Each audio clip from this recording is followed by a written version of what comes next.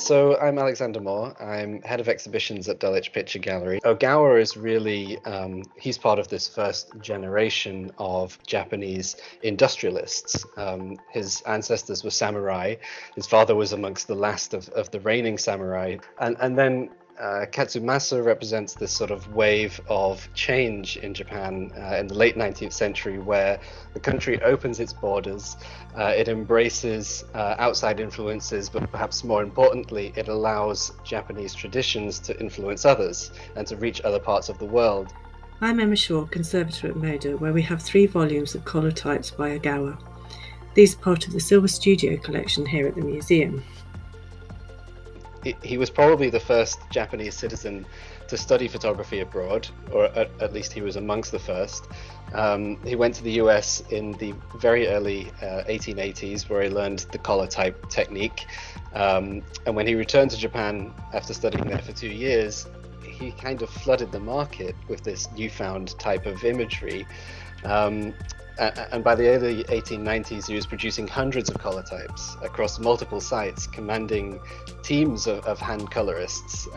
So yes, it is a very traditional, tactile method where somebody who has been trained as perhaps a woodblock colorist or had been coloring photographs before Ogawa's return is working on one individual plate, but then there might be 25 people working across one image, each doing their own color separation.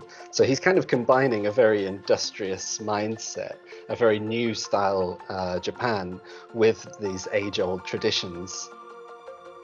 The 3 albums at MoDA have mainly monochrome versions of Ogawa's flower prints, but we did find an image of a chrysanthemum garden printed in green, yellow and black.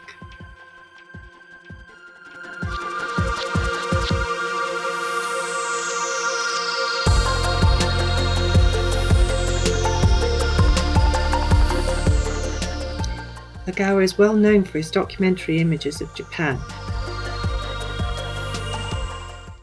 but the albums at MoDA also illustrate his talent for botanical still lives. The albums would seem to be a natural addition to the design reference collections of the Silver Studio artists who used them for inspiration in their work right up until the 1960s. I'm also the curator of the gallery's first exclusive exhibition of photography. The exhibition is called Unearthed: Photography's Roots, and it is a survey on the practice of still life photography, and within that it looks at the role that nature has played in each of the sort of significant periods of photography's history, looking back nearly 200 years to the Victorian botanists, through to the American West Coast modernist photographers, and then right through to the sort of contemporary artists using digital practices today.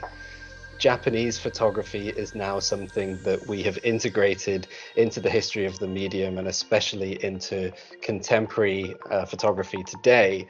But for a long time, the history of photography was very westernized.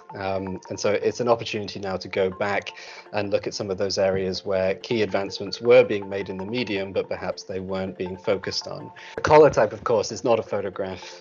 Strictly speaking, it's more like a print, and the same applies for the Woodbury type or the photogravure, all techniques that were used for the reproduction of photographs rather than capturing the original image.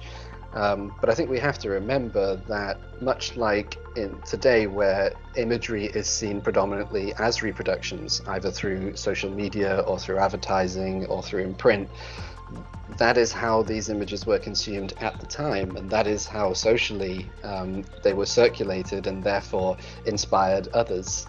So I think a more relevant and perhaps more accurate way to look at the history of photography is through what we might describe as the more commercial or more industrial imagery.